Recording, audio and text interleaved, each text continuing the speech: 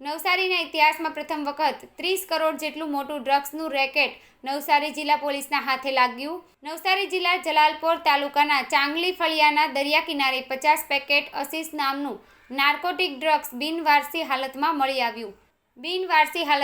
આવ્યું છે. વધુ સમયથી દરિયામાં પડ્યું હતું અને 5 લેયરમાં પેકિંગ કરીને દરિયામાં બિનવારસી હાલતમાં પડ્યું હતું, જે દરિયા કિનારે તણાઈ આવ્યું છે. પોલીસને પેટ્રોલિંગ દરમિયાન મળી આવતા ટીમો બનાવી તપાસ શરૂ કરી છે. વલસાડ, સુરત અને હવે નવસારીમાં મોટા પાયે ડ્રગ્સનો જથ્થો મળી આવતા એજન્સીઓ કામે લાગી છે. વલસાડ અને સુરત બાદ નવસારી જિલ્લામાં મળી આવેલ નાર્કોટિક ડ્રગ્સમાં સામ્યતા જોવા મળી રહી છે. ડ્રગ મળવાની ઘટનામાં બિનવાર્ષિક હોવાના કારણે પોલીસ દિશાવિહીન બની છે અને પેડલરો તથા સ્થાનિક માછીમારોના સહયોગથી દરિયાકાંઠા વિસ્તારમાં પેટ્રોલિંગ વધારીને તપાસ હાથ ધરી છે. છેલ્લા ઘણા સમયથી ગુજરાતના દરિયા કિનારેથી બિનવારસી હાલતમાં ડ્રગ્સ મળી આવવાના કિસ્સાઓ પ્રકાશમાં આવ્યા છે. ડ્રગ્સ મળવાની ઘટનાને પગલે ગુજરાત હવે સમગ્ર દેશમાં ચર્ચાના ચકડોળે ચડ્યું છે. ગુજરાતના દરિયા કિનારે વારંવાર મળી રહેલા બિનવારસી ડ્રગ્સને પગલે વિવિધ આશંકાઓ પ્રવર્તી રહી છે. વલસાડ અને નવસારીના મળેલા ડ્રગ્સના જથ્થામાં સામ્યતા હોવાનું અને ઈરાન અથવા અફઘાનિસ્તાનથી ડ્રગ્સ આવ્યું હોવાનું પ્રાથમિક તારણ જિલ્લા પોલીસ કરી રહી છે. હાઈલી પ્રોફાઇલ્ડ ફોર્મના મળેલું ડ્રગ્સ હજુ લેબોરેટરીમાં મોકલ્યા બાદ તેની સાંદ્રતા માપવાની પોલીસે કામગીરી શરૂ કરી છે.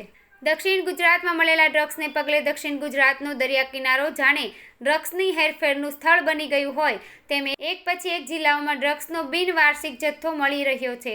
બિનવારસી ડ્રગ્સનો જથ્થો આવ્યો ક્યાંથી અને જો આવ્યો તો કયા દેશમાંથી આવ્યો, કોણ લાવ્યું હતું? ઉર્દુ પેકેટમાં પેક કરેલું અને પાણીમાં ન પલળે તેવું 5 લેયરવાળું પેકિંગ ક્યાં કરવામાં આવ્યું? સમગ્ર ઘટનાક્રમ પોલીસ તપાસ બાદ જ માલુમ પડશે.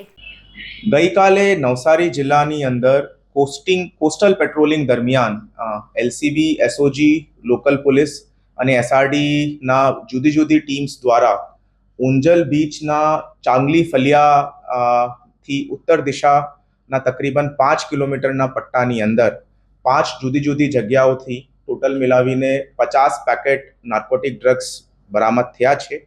તે એફએસએલ દ્વારા સ્થળ ચકાસણી કરાવતા આ નાર્કોટિક ડ્રગ્સ હશીશ હોવાનું પ્રાથમિક દ્રષ્ટિએ પ્રસ્થાપિત થાય છે.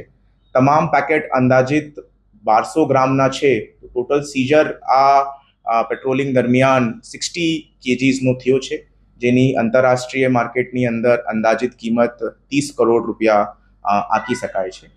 આ તમામ પોલીસની પ્રક્રિયા આ કેસની અંદર અત્યારે હાલ ચાલુમાં છે અને એફઆઈઆર લેવાની કાર્યવાહી પોલીસે હાથ ધરાવી છે. કેટલા સમયથી દરિયામાં હોઈ શકે અને કેટલા લેયરમાં આ થશે? ટોટલ જો પેકેજિંગ કરવામાં આવી છે તે દરેક પેકેટ જો છે અંદાજિત 1200 ગ્રામનું છે અને દરેક પેકેટની અંદર 5 લેયર ઓફ પેકેજિંગ કરવામાં આવી છે, જેમાં સૌથી ઉપર એક ટ્રાન્સપેરન્ટ પારદર્શક પ્લાસ્ટિકની પેકેજિંગ છે, એની અંદર સેકન્ડ લેયરની અંદર કાપડની પેકેજિંગ છે અને થર્ડ, ફોર્થ અને ફિફ્થ લેયરની અંદર ફરીથી પ્લાસ્ટિકની પેકેજિંગની અંદર જોવામાં મળે છે. દરેક પેકેજની ઉપર ઉર્દુ ભાષાની અંદર કંઈ લખેલું જણાઈ આવે છે, પણ અત્યારે આની source of this drugs is a matter of investigation અને તપાસની કર્યા પછી અમે એમનું પ્રસ્થાપિત કરી શકશું કે આ કયા એરિયાથી આવ્યા છે. અત્યારે અમારી કોસ્ટલની જો કોમ્બિંગ એક્સરસાઇઝ છે તે ઓર તીવ્ર ગતિથી વધારવામાં આવી છે અને અત્યારે ટોટલ 12 જેટલી ટીમ્સ જો છે આખા નવસારી જિલ્લાના કોસ્ટલ વિસ્તારની અંદર મરોલીથી લઈને મરીન પોલીસ સ્ટેશનના તમામ પોલીસ સ્ટેશન વિસ્તારની અંદર અત્યારે આ શોધખોળ ચાલુમાં છે. જે ડ્રગ્સ મળ્યું છે એ એક્ઝેક્ટ શું? અત્યારે જો આ ડ્રગ્સ મળ્યું છે તે હશીશ હોવાનું એફએસએલ દ્વારા પ્રસ્થાપિત કરવામાં આવ્યું છે. તે એક બ્લેક કલરનું ગોઈ સબસ્ટન્સ હોય છે, તો એ પોઝિટિવ કન્ફર્મેશન હશીશનો પ્રસ્થાપિત થયો છે. અંદાજિત આની જો ટોટલ સીઝરની અત્યાર સુધીની બજાર કિંમત 30 કરોડ જેટલી આંકી શકાય છે. ડ્રગ્સનો પાવર કેવો છે? ફાઇનલ તો આ લેબ ટેસ્ટિંગ દ્વારા જ ખબર પડી શકે છે, બટ પ્રાથમિક દૃષ્ટિએ it appears to be high concentrate form of